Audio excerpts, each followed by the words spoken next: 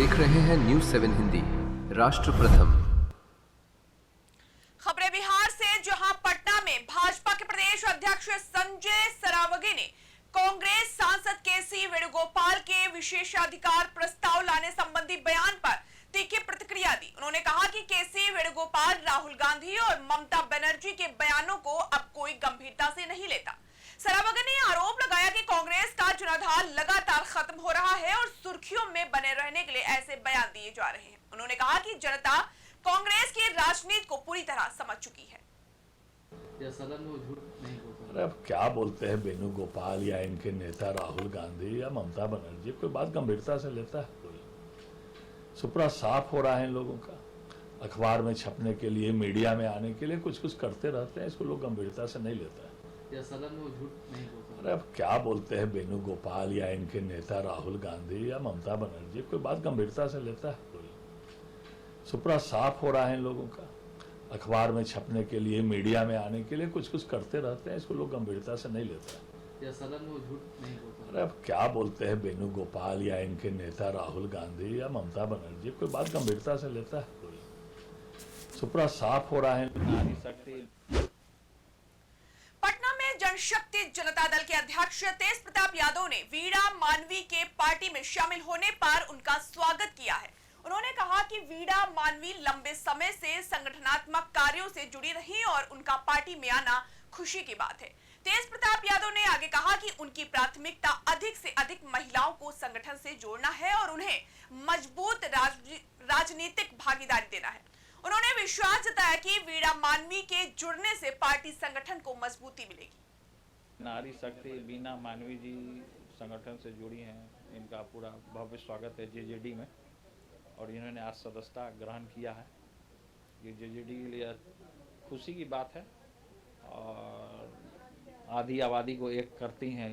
लगातार महिला विकास मंच जो इन्होंने बनाया है अपना महिलाओं के लिए, पूरे ऑल ओवर इनका इंडिया में संगठन चलता है, तो अपना काम कर रही हैं और महिलाओं को तो जोड़ना ही है संगठन से।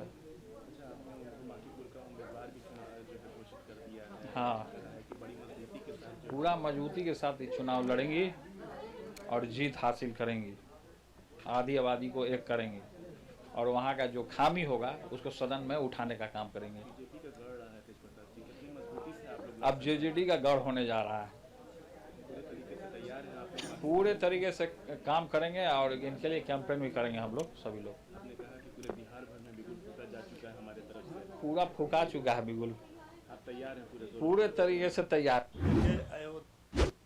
अब रुक करते हैं बिहार की अगली खबर की ओर, जहां आरजेडी नेता मृत्युंजय तिवारी ने अयोध्या दौरे से पहले कांग्रेस नेता अजय राय को कथित तौर पर नजरबंद किए जाने के मुद्दे पर प्रतिक्रिया दी।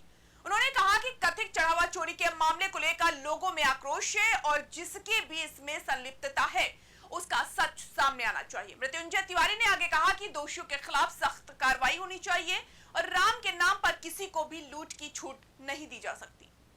देखिए, अयोध्या में भगवान राम के चढ़ावे की जो चोरी हुई है उसको लेकर बहुत ही लोगों में आक्रोश है।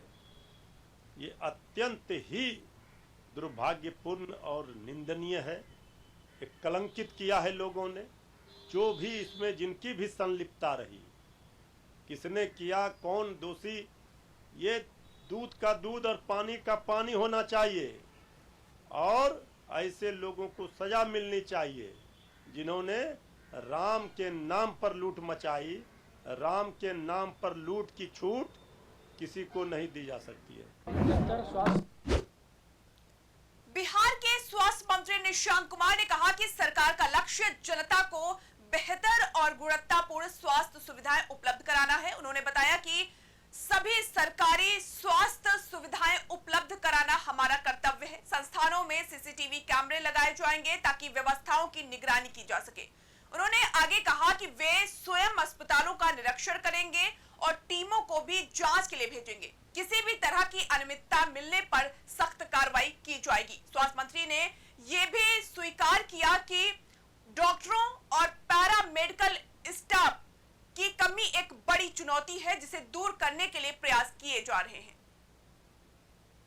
निरंतर स्वास्थ्य विभाग में हम लगे हैं, काम कर रहे हैं। जनता को बेहतर से बेहतर स्वास्थ्य सेवा दें, उन्हें एक हर मरीज का इलाज जल्दी हो और बेहतर से बेहतर हो, और हो सके तो डिस्ट्रिक्ट हॉस्पिटल है तो उसी लेवल पर हो जाए इलाज, और अगर ज़रूरत पड़े तब पटना आया जाए। लगाने के बाद जो कैमरा की बात, जी हाँ, हमारे जितने सरकारी संस्थान हैं स्वास्थ्य, उन पे हम सीसीटीवी कैमरा लगाएंगे और सॉफ्टवेयर डेवलप करेंगे जिससे मैं अपने विभाग से ही उनको मॉनिटरिंग कर सकूं। तो मैं निरीक्षण पर भी जाऊंगा, मैं अपनी टीम भी भेजूंगा, लेकिन अब तो हमारी कोशिश रहेगी कि यहाँ से ही कंट्रोल रूम से ही मैं सब देख लूँ, और सब अगर किसी को अनियमितता लगी तो उस पर कार्रवाई होगी। मॉनिटरिंग करेंगे, डॉक्टर जैसे समय पर आते हैं फिर चले जाते हैं। जी हाँ, वो समस्या तो है ही। जब से ये स्वास्थ्य मंत्री का पदभार संभाला हूँ, कई समस्या सुनने को मिली हैं, जिसमें सबसे बड़ी समस्या है अनअवेलेबिलिटी, चाहे वो नर्स हो, डॉक्टर हो, पैरामेडिकल्स हो। तो हमारी कोशिश रहेगी कि डॉक्टर टाइम से ड्यूटी करें और मरीजों का इलाज ठीक से ठीक करें। दवाई को लेकर निशांत जी, जो दवाई स्वास्थ्य विभाग उपलब्ध करवाते हैं वो दवाई नहीं मिल पाता है। जी, हमने टोटल 504 दवा देने का प्रोग्राम बनाया, जिसमें 350 दे रहे हैं, बाकी पे अपना काम चल रहा है अभी। तो दवा भी एक समस्या है, तो हमारी कोशिश रही कि जो हम दवा दें उसका कंपोजिशन ठीक रहे। उसके लिए हमने आदेश दिया अपने अधिकारियों को कि निरंतर रैंडम कहीं से भी आप दवा उठाएं, किसी भी दुकान से या फिर हमारे अस्पताल से, और जो हम दवा दे रहे हैं उसकी टेस्टिंग हो। और अक्सर हमने अपने अधिकारी को ये भी कहा है कि अगर कोई दवा कम हो जाती है किसी, आप टाइम टू टाइम जाइएगा निरीक्षण। जी हाँ, तो अगर दवा कम होती है तो वो मुझे बताएं। अगर आपके तरफ से कुछ बात है कि नहीं कि हाँ दवा नहीं है तो समझ में आती है, और अगर नहीं है तो आप हमको स्वास्थ्य विभाग को बताएं कि हाँ दवा नहीं है। उसी तरह से अगर कोई MRI CT स्कैन है, इस तरह के इंस्ट्रूमेंट है, तो वो अगर ख़राब है तो हमको तुरंत बताएं। ये नहीं शिकायत सुनने में आती है कि जब से MRI CT अल्ट्रासाउंड लगा 1 साल से पड़ा है, उसका चलाने वाला है ही नहीं, तो उसको ठीक करेंगे हम। कि जो ये सब चीज़ें हैं, टेक्नीशियन हैं ब्लड के लिए या फिर कोई भी टेक्नीशियन चाहिए अल्ट्रासाउंड MRI CT, तो वो लोग रहें और दवा जो हम दे रहे हैं वो सबको मिले, इसलिए हम प्रयास कर रहे हैं।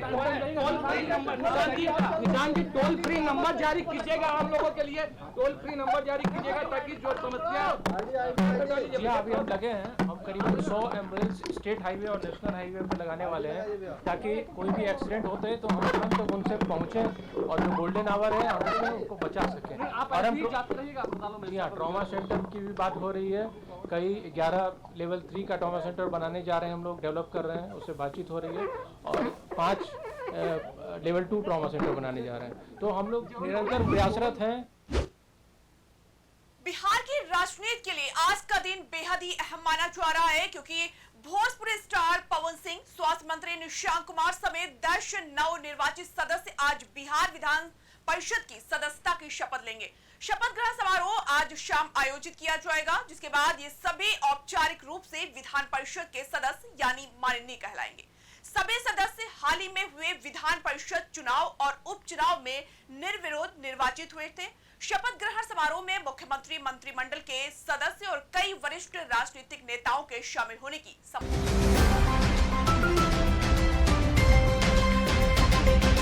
आप देख रहे हैं न्यूज़ 7 हिंदी, राष्ट्र प्रथम।